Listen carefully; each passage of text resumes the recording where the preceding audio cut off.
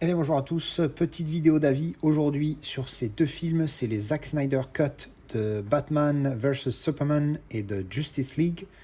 Donc je me suis fait les deux dans la même journée, 3 heures et 4 heures. On avait faim, mais je vais pas y spoiler, c'était une belle journée. C'est parti. Alors je viens juste de terminer de regarder Batman v Superman Dawn of Justice Ultimate Edition. Alors je précise Ultimate Edition parce que je viens de le voir et non seulement c'est sur la jaquette mais c'est aussi dans le film. Au début du film, il s'est marqué exactement comme c'est écrit là sur la jaquette. Donc j'ai trouvé ça assez étonnant, hein, c'est la première fois que je vois ça marqué Ultimate Edition sur le titre d'un film dans le film. C'est ça qui est énorme.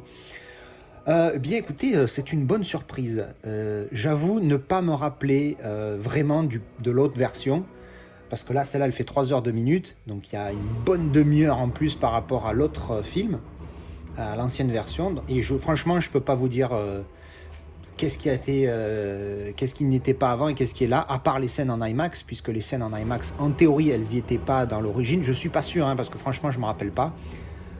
Et ben pour le coup, la première fois que j'avais été voir ce film au cinéma, j'avais mis 4 sur 10, parce que je l'avais trouvé moyen, j'avais trouvé complètement con cette idée de oh Martha, Martha, et c'est ça qui fait le déclic chez Batman, enfin bref.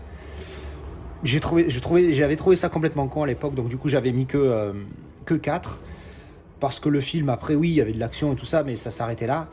Je l'ai revu il y a 6 mois, enfin 6-7 mois, enfin je l'ai revu en décembre je crois, donc un peu plus, et je l'avais trouvé beaucoup mieux, donc j'avais passé ma note de 4 à 6, je l'avais revu avec un œil différent, et je m'étais dit, bon allez, si tu mets de côté ce petit truc un peu que tu trouves un peu con, et il était passé beaucoup mieux, et donc j'avais trouvé sympathique.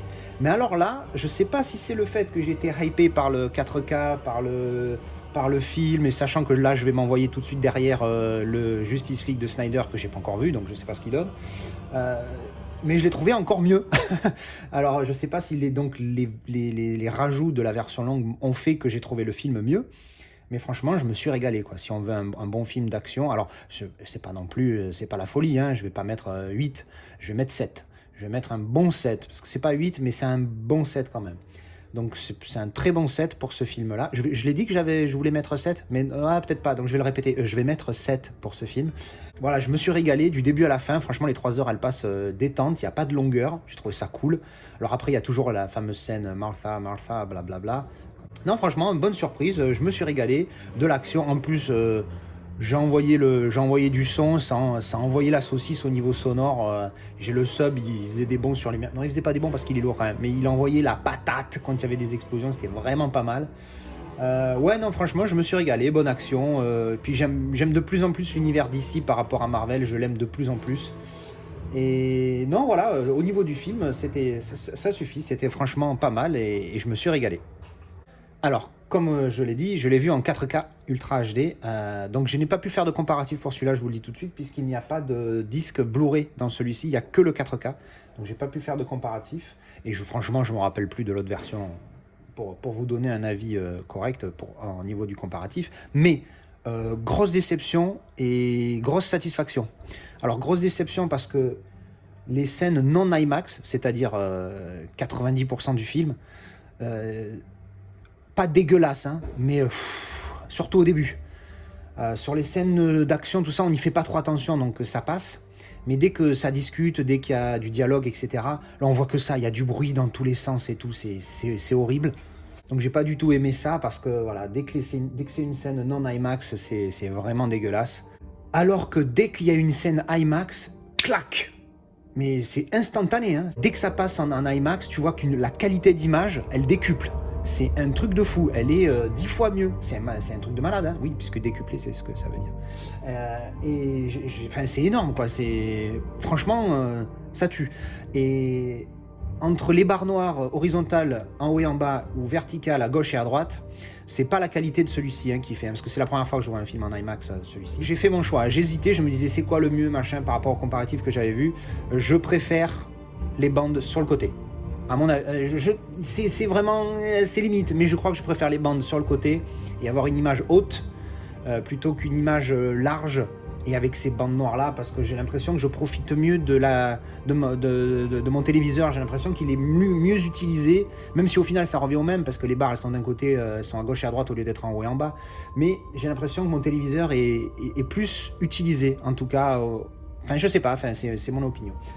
Bref, donc voilà, pas terrible, très granuleux, hors les scènes IMAX, et pour les scènes IMAX c'était nickel. Donc voilà, une déception et une satisfaction, mais bon, quand même plus grosse déception puisque la plupart du film est quand même non IMAX. Et bon, c'est vraiment dommage parce qu'un film de 2016 en 4K, merde, c'est fini le grain, il faut arrêter avec ça hein, maintenant, faites démerdez-vous. Mais bon, j'ai regardé sur IMDb, il a été filmé en 16 et en 35 mm. Alors déjà qu'en 35 mm, c'est compliqué d'avoir un film sans grain. Quand ils ont fait en 16 mm, c'est encore pire, tu vois, enfin bref. Donc voilà, déception sur ce point-là, mais les scènes IMAX remontaient le niveau. Voilà, et bien c'était mon avis sur Batman vs Superman Dawn of Justice Ultimate Edition, et maintenant je vais m'envoyer la suite, le Zack Snyder's Justice League, version longue. J'en ai pour 4 heures, c'est parti. Et bien voilà, après avoir regardé Batman vs Superman Dawn of Justice, je viens de finir le Zack Snyder Justice League. Alors, je me suis régalé. Voilà. Oui, franchement, je me rappelle plus. J'arrive plus à différencier les nouvelles scènes des anciennes, même s'il y en a certaines évidemment qui me disent rien, mais vu que j'ai une mémoire de merde, je suis capable d'oublier beaucoup de scènes. Franchement, ce film, il fait 4 heures. Bon, on sent qu'il est long, hein, mais on sent pas qu'il fait 4 heures. Il pourrait faire 2 heures. On te dit, il fait 2h30, tu fais, ah ouais, d'accord. Donc, il y a de l'action en permanence, tu es happé par l'histoire, tu veux savoir ce qui se passe. Il y a l'introduction à des personnages, pour ceux qui n'ont pas vu les autres films de DC, il y a l'introduction à tous les personnages, que ce soit Aquaman, Wonder Woman ou Flash. J'étais à fond. Alors, je suis tellement chaud là que j'ai envie de lui mettre 9 sur 10. Mais je pense que je vais attendre un peu avant de mettre la note parce que je pense que ça mérite un bon 8. Mais franchement, il est vraiment bien, quoi. Si je pouvais mettre, je mettrais 8,5 parce que 8, il mérite mieux, mais 9, pour moi, 9, ça reste quand même des films énormissimes. Et celui-là, je le trouve très, très, très, très bon, mais je sais pas si ça atteint le énormissime. Donc, c'est un bon 8,5, bien, bien tassé. Que dire, franchement, j'ai adoré ce film, quoi. Je l'ai trouvé génial, hein. C'est juste parfait, quoi. Parfait pour le DC Universe, je pense. On va bien dans le développement, mais sans qu'il y ait de longueur. C'est ça qui est énorme. Le film fait 4 heures. On va dans le développement, on va beaucoup dans le détail, mais il n'y a pas de longueur. Et je trouve ça, c'est super bien fait, super bien réalisé pour le coup. Le scénar cale bien avec la réalisation, je trouve. Moi, je me suis régalé. Voilà, je trouve que c'est et j'adore encore plus d'ici maintenant, encore plus qu'avant. Déjà, au début, je préférais Marvel. Après, j'ai commencé à regarder les DC. J'ai préféré DC un petit peu, mais les DC m'ont un petit peu déçu. Et puis là, j'ai vu celui-ci que j'ai trouvé bien mieux que le premier, enfin la version courte. Maintenant, je vois celui-là où je me régale. Aquaman, je suis à fond. Donc, je suis bien accroché et celui-là, il est vraiment génial. Allez-y, si vous ne l'avez pas vu, il vaut le coup. On va parler de la qualité.